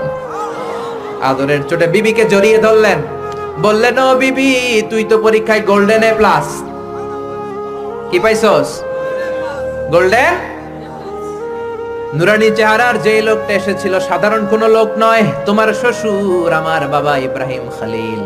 আমার বাবা চৌকাঠ বলতে তোকে বুঝিয়েছে আর বোঝাতে চেয়েছে, এই যে তোরে আমি বিয়ে করেছি, জীবনেও যেন তোরে তালাক না দেই, তোর হাতটা যে দুনিয়াতে আমি ধরেছি, তোর হাত ধরেই যেন দুজনে জান্নাতে ঢুকে যায়। এজন্য বাবা মার দোয়ার দরকার আছে না নাই? নিতে রাজি আছেন তো? আছেন? আছেন? আপনি যত বড় আল্লাহর ওলি হন, বাবা মা বদদোয়া দিয়ে দিলে সব শেষ, দুনিয়াও শেষ, আখিরাতও আমও শেষ। সালাম। সাইয়েদনা মুসা আলাইহিস সালাম আল্লাহর ডেকে বললেন, আল্লাহ, আল্লাহুম্মা জাআলনি, আল্লাহুম্মা মাইয়াকুনু জালিসি ইয়াউমাল কিয়ামাহ। ও আল্লাহ, জানতে চাই কিয়ামতে আমার সাথী হবে কে জান্নাতে? আল্লাহ বললেন, সাহিবুকা ফিল জান্নাতি জাজ্জা।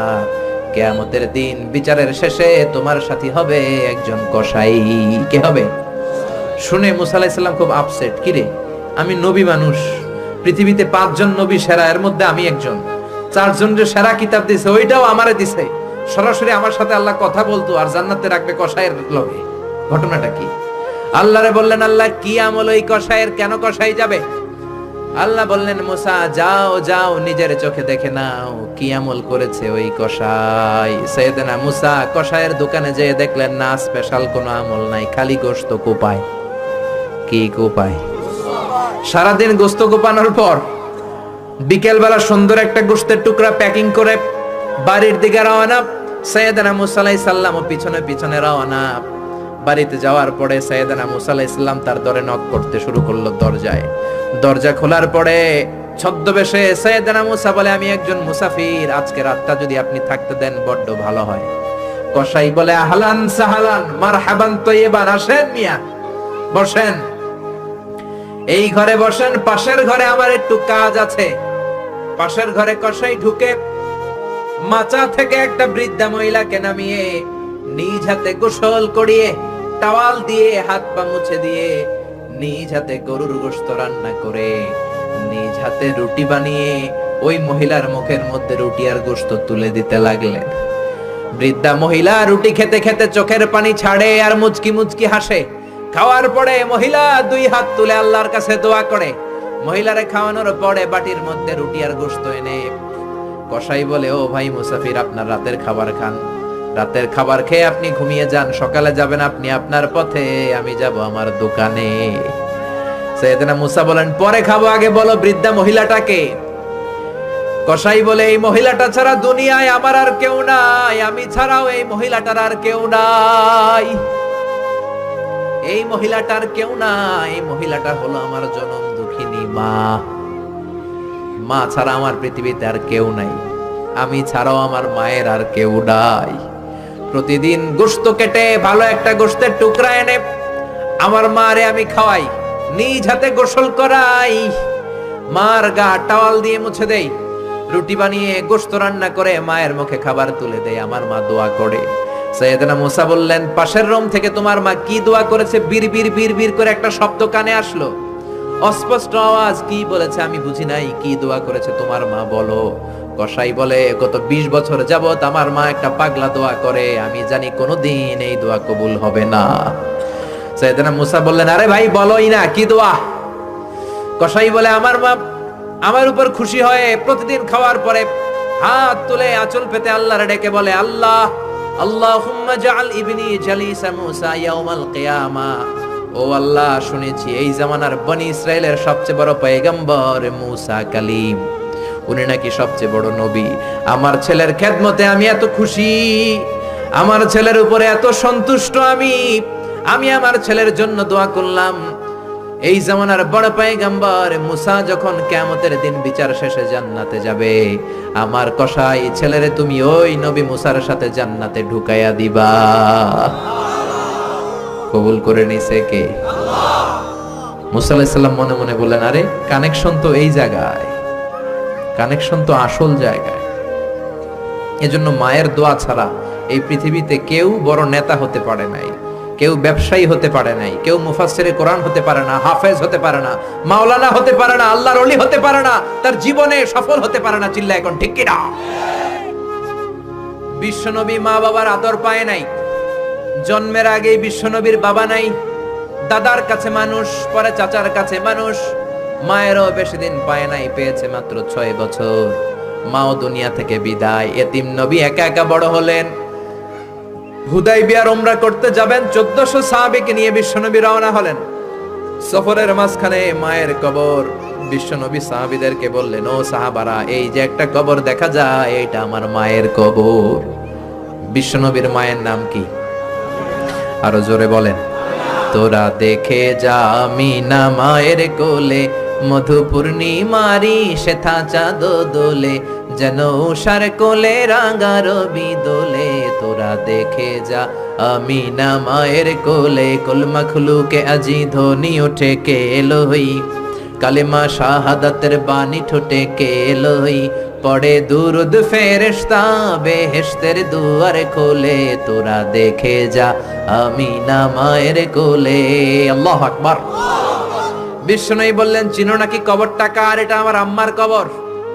আল্লাহর কাছে অনুমতি পেয়েছি মায়ের কবর জিয়ারত করার, কিন্তু খবরদার খবরদার, তোমরাও জিয়ারত করবা, কিন্তু চোখের পানি ছাড়তে পারবা না, কান্না করতে পারবা না। 1400 সাহাবীকে বিশ্বনবী কান্না করতে নিষেধ করে নিজে মায়ের কবরের সামনে দাঁড়িয়ে ছোট্ট বাচ্চার মতো হাউমাউ করে কান্না জুড়ে দিলে। সাহাবীরা বলে, এত কাঁদতে আমরা বিশ্বনবীর জীবনেও দেখি নাই। বিশ্বনবী নিজেকে সামলে রাখতে পারছেন না, ছোট বাচ্চার মতো হাউমাউ করে কাঁদে। বিশ্বনবীর চোখের পানি দেখে 1400 সাহাবাও কান্না জুড়ে দিল। বিশ্বনবী সাহাবীদের দিকে তাকিয়ে ধমক দিয়ে বলে, তোমরা কাঁদো কেন? আমি না বলেছি কাঁদবা না? সাহাবারা বলে, নবী গো, আপনারে আমরা আমাদের কলিজার চাইতে বেশি ভালোবাসি। আপনার চোখ দিয়ে কোনো কারণে পানি নামতে দেখলে আমরা আমাদের দুটি চোখ শুকনা রাখতে পারি না, আমাদের চোখ দিয়েও পানি চলে আসে।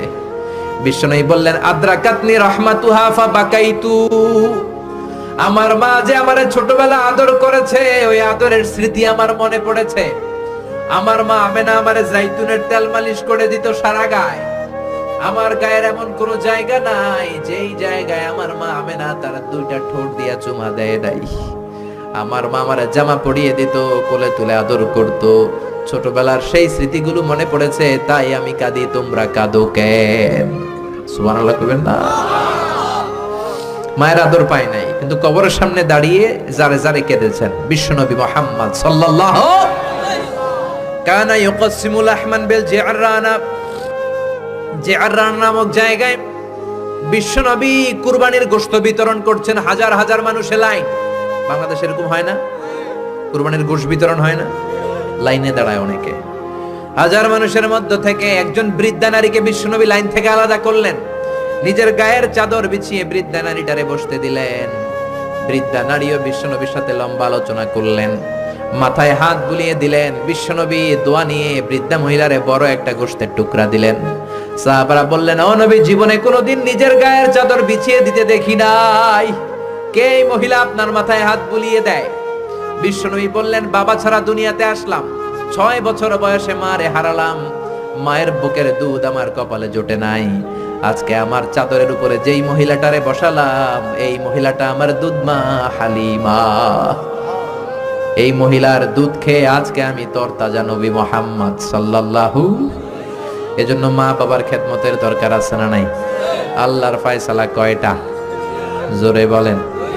1 নম্বরে ইবাদত হবে একজনের, তিনি কে? আল্লাহ। 2 নম্বরে খেদমত হবে কার? দোয়া নিবেন কার কাছ থেকে? জোরে বলেন, কার থেকে? এজন্য বাবা মার খেদমত করবেন, বাবা মার কাছ থেকে দোয়া নিবেন। জীবনটারে উজালা করে দিবে কে? ইসলাম কখনো একপাক্ষিক কথা বলে না, মনোযোগ দিয়ে শোনার চেষ্টা করেন। ইসলামের কথা দ্বিপাক্ষিক, দুই পক্ষেরই ইসলাম কথা বলে। ছেলেদেরকে বললো ওয়াবিল ওয়ালিদাইনি ইহসানা, মাতা পিতার প্রতি ইহসান করবা, কিন্তু বাবা মারেও বলে দিল তোমাদের জন্য কিছু কাজ আছে না নাই? ছেলের বাবা কিংবা মেয়ের বাবা হয়েছেন এখানে কে কে হাত তুলে দেখান তো দেখি দেখি। ছেলের বাবা মেয়ের বাবা, মাশাআল্লাহ, কম না তো, আমিও আছি আপনাদের তাহলে, হাত নামান। ছেলের বাবা মেয়ের বাবা। ইসলাম হচ্ছে ইটস এ ব্যালেন্সড রিলিজিয়ন, ভারসাম্যপূর্ণ জীবন ব্যবস্থা। বাবা মাকেও ইসলাম কিছু গাইডলাইন দিয়েছে, ওগুলো মানার দরকার আছে না নাই? বাবা মার জন্য প্রথম গাইডলাইন, ছেলে হোক মেয়ে হোক শুকরিয়া হবে কার?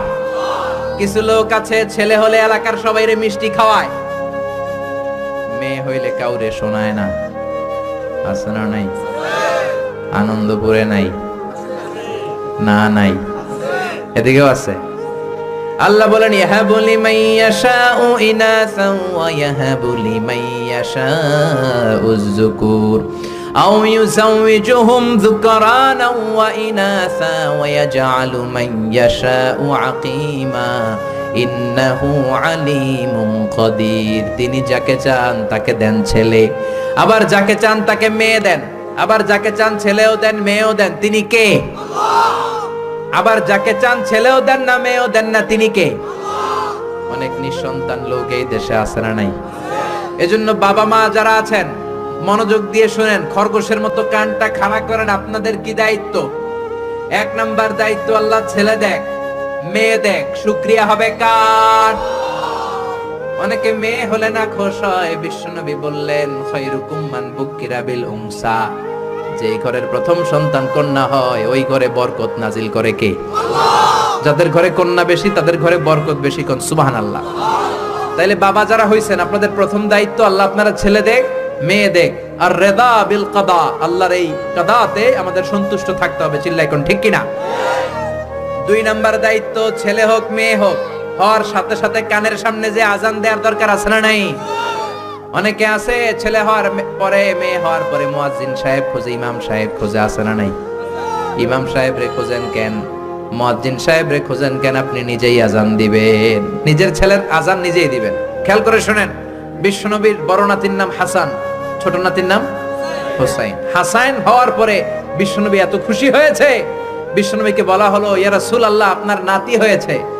বিশ্বনবী তাড়াতাড়ি ঘরে চলে গেলেন, নাতিকে কোলে নিয়ে হাসানের কানের সামনে বিশ্বনবী আজান দিলেন।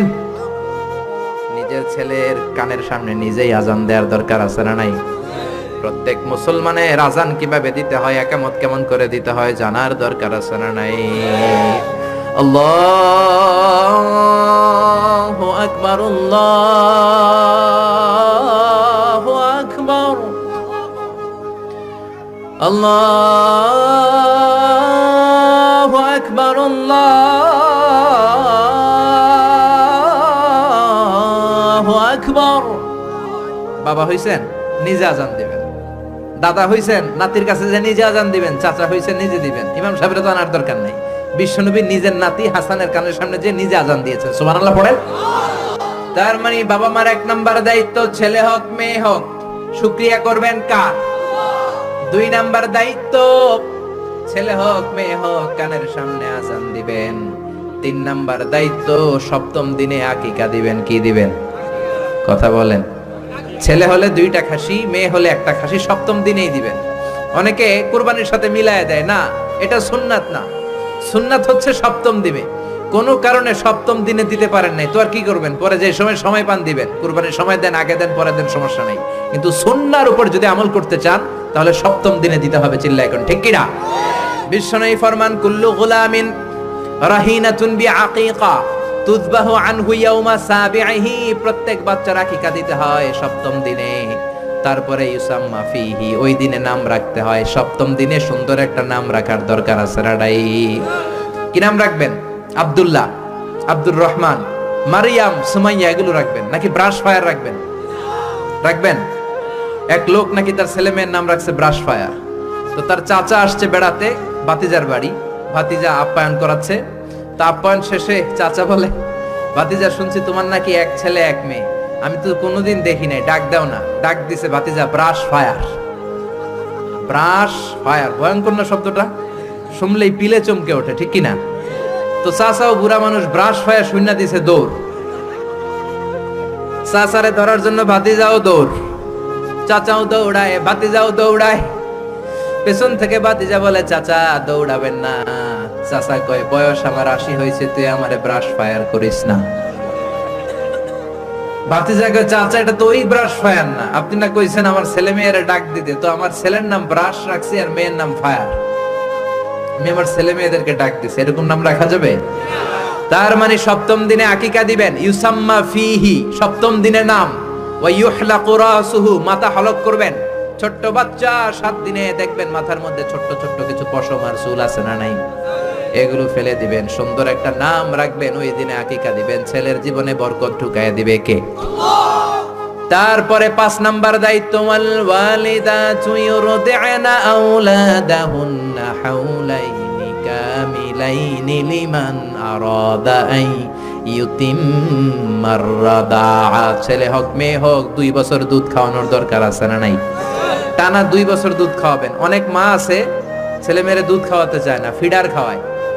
কি খাওয়ায়? তো এই জন্যই তো আপনি বুড়া হইলে আপনারে বৃদ্ধাশ্রমে রেখে আসবে, কারণ কষ্ট তো আপনি সহ্য করেন নাই, ঠিক কি না? অনেক মা আছে ডানু খাওয়ায়, ডানু ল্যাকটোজেন খাওয়ায়, ফিডার খাওয়ায়, বডি ফিটনেস নষ্ট হয়ে যাবে, এই জন্য আছে না নাই? আপনার জন্য বৃদ্ধাশ্রম ওয়েট করছে, old home is waiting for you, অপেক্ষা করেন। বয়স যখন 60-এর কোঠায় পৌঁছে যাবে, আপনার আবাসস্থল হয়ে যাবে বৃদ্ধাশ্রম, ঠিক কি না? এজন্য মায়েরা ছেলে মেয়েদেরকে 2 বছর দুধ খাওয়াবেন।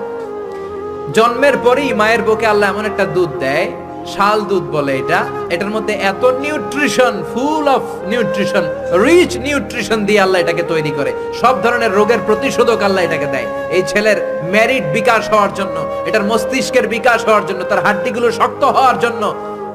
রব্বুল আলামিন এই দুধের মধ্যে এমন কিছু নিউট্রিশন, পুষ্টিগুণ দিয়ে দিয়েছে, গোটা বিশ্বের সব ডানু খাওয়াইলেও এটা পাওয়া যায় না, ঠিক কি না? এজন্য 2 বছর দুধ খাওয়ান। এরপরে ছেলে যখন আব্বু আব্বু বলে, আম্মু আম্মু বলে, তার হাতে কোরআন তুলে দেন। কি তুলে দেন?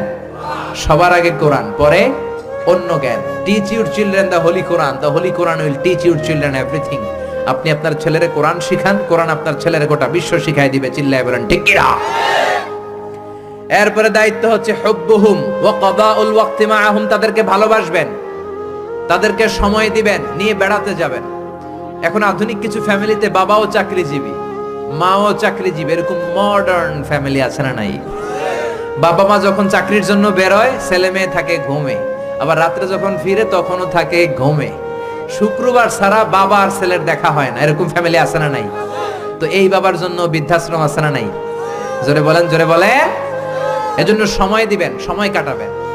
অনেকে বাবাও চাকরি করে, মাও চাকরি করে, ছেলে মেয়ে মানুষ হয় কাজের মেয়ের কাছে। তো কাজের মেয়ের কাছে যদি ছেলে মেয়ে মানুষ হয়, তারা কাজের মেয়ের আচরণ নিয়ে বড় হবে। আপনার মেধা, বুদ্ধি, মনন, আপনার আচরণ তো তারা পাবে না, তারা পাবে কাজের মেয়ের আচরণ, ঠিক কি না? আকরা ইবনে হাবিস আত-তামিমি বিশ্বনবীর সাহাবী, বিশ্বনবীর পাশে বসা। বিশ্বনবী একবার হাসানকে কোলে নেয়, হাসান নামে হোসেনকে কোলে নেয়। বিশ্বনবী একবার হাসান রে চুমু দেয়, আরেকবার হোসেন রে চুমু দেয়। আকরা ইবনে হাবিস আত-তামিমি বলে, নবী গো, আপনি আপনার নাতিকে এত আদর করেন, রব্বুল আলামিন আমাকে 10টা ছেলে দিয়েছে, আমি আমার কোন ছেলের জীবনে একটা চুমু দেই নাই। 10টা ছেলে, একটা ছেলেরও চুমু দেই নাই, আপনি নাতির এত চুমু দেন, এত আদর করেন। বিশ্বনবী বললেন, খবরদার আকরা, কি কথা শোনালা? মান লা ইয়ারহাম লা ইউরহাম, যে ছোট বাচ্চারে আদর করে না, আল্লাহ তার উপর দয়া করে না, ঠিক কি না?